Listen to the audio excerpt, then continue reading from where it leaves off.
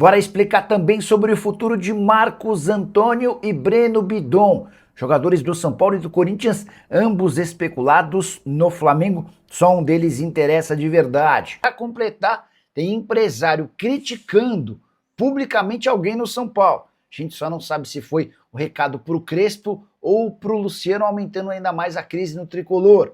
Preciso falar também sobre o futuro de Savarino, que não será no Fluminense, embora ele siga à venda no Botafogo.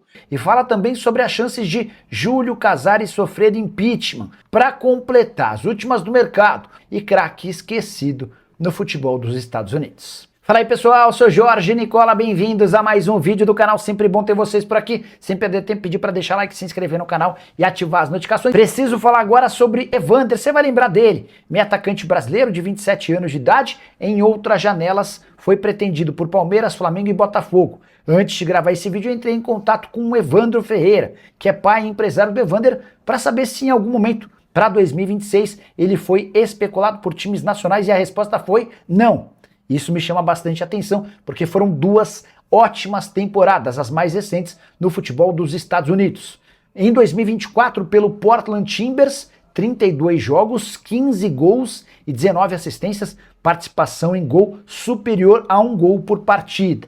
Ele se mudou para o FC Cincinnati, comprado por 15 milhões de dólares, e na primeira temporada na Casa Nova, 43 jogos, 22 gols e 17 assistências. Por 2 anos seguidos, o Evander esteve na seleção da Major League Soccer ao lado de Lionel Messi. E aí vale a lembrança de que o Lúcio Acosta, que tem jogado muito bem pelo Fluminense, que o Almada, que arrebentou com a camisa do Botafogo, foram alguns dos atletas que fizeram sucesso nos Estados Unidos, talvez nem tão grande quanto o Evander, e acabaram por continuar a jogar bem no futebol nacional. Caberia no seu time do coração? Já usa o espaço para comentário e registra a sua opinião, beleza? Júlio Casares conseguirá escapar do impeachment no São Paulo? Você sabe que na próxima sexta-feira, membros do Conselho Deliberativo vão se reunir para debater sobre o tema e a votação acontece na própria sexta.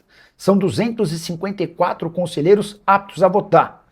E há necessidade de pelo menos 191 votos para que o Júlio Casares termine a próxima sexta-feira impeachado.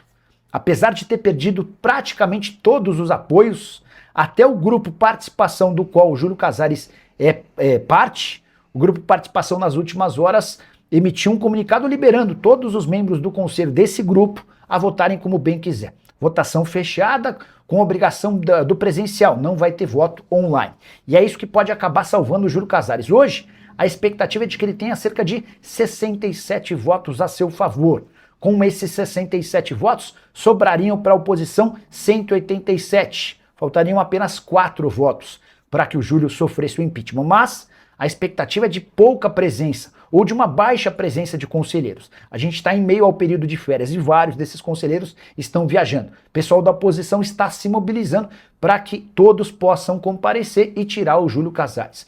Mas hoje, apesar de ter perdido completamente o apoio em meio a uma série de denúncias, a tendência é que Júlio Casares permaneça no São Paulo. O que você pensa sobre o tema? Já usa o espaço para comentário e registra a sua opinião, beleza? Hora de falar sobre o Fluminense e também sobre Savarino.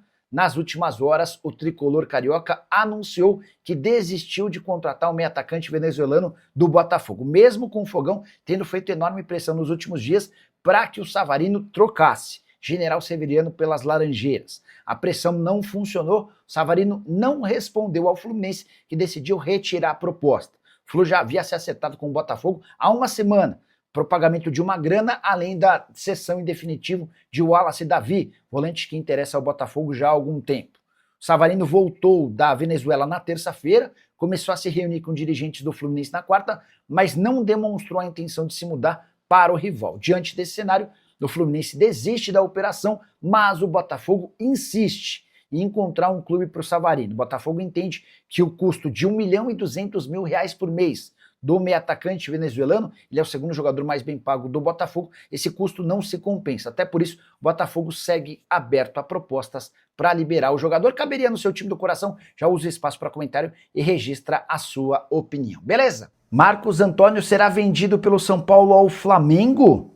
Se você perguntar para qualquer dirigente do São Paulo, a resposta será não. Mas, Entre dirigentes do Fla e representantes do atleta, a versão é completamente diferente. Os dois lados estão bem otimistas de que essa negociação possa ser concretizada depois da sexta-feira. Por que sexta-feira, 16 de janeiro? Essa é a data da reunião que vai votar o impeachment do presidente Júlio Casares. Imagina que o Júlio, precisando de votos de conselheiros, anuncia, na semana que antecede essa votação, a venda do Marcos Antônio, principal atleta do clube. Se ele tinha ainda alguma chance de se manter no cargo, essa chance vai para o espaço. Mas São Paulo não admite, mas pode sim vender o Marcos Antônio depois da votação do impeachment, até porque o Flamengo promete vir com proposta extremamente alta. O atleta já topou se mudar do tricolor para a Gávea. A proposta pro jogador é super interessante, além da possibilidade de ser protagonista em um dos principais times da América do Sul. Marcos Antônio terá direito a um belo aumento salarial. São Paulo não quer falar sobre o assunto com o Flamengo até a votação da próxima sexta-feira. Quero registrar que, em paralelo ao interesse do Flamengo no Marcos Antônio, há a vontade do São Paulo em contratar Alan. E o Flamengo já deixou bem claro que topa emprestar ou negociar o Alan em definitivo, desde que o tricolor conceda a venda em definitivo do Marcos Antônio. A partir do fim da próxima semana, essa história deve esquentar. Quero completar contando que essa é a segunda negociação que depende da votação do impeachment de Júlio Casares. O tricolor já tem um acerto fechado com o Red Bull Bragantino e com representantes do Rodriguinho. O meio-atacante de 21 anos de idade, que não quis renovar contrato com o São Paulo, está acertado com o Red Bull Bragantino, operação de 3 milhões de dólares, com o São Paulo ainda ficando com 15% dos direitos de uma futura venda. Mas essa transferência vai ser concretizada assim que a votação do impeachment for encerrada.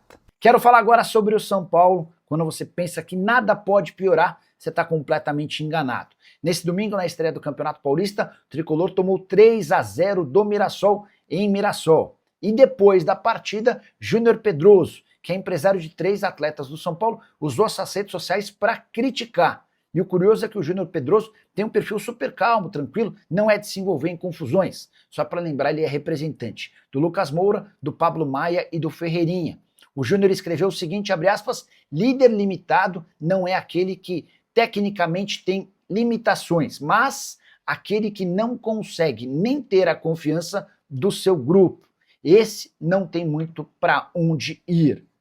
A grande questão a partir dessa declaração foi se o recado se portou ao Crespo ou ao Luciano, que depois da partida previa um 2026 ainda pior do que o de 2025. Imagino que o recado deva ter sido para o Crespo, embora não tenha existido a comprovação. Vale a lembrança de que os 3 atletas do Júnior Pedroso começaram a partida no banco de reservas.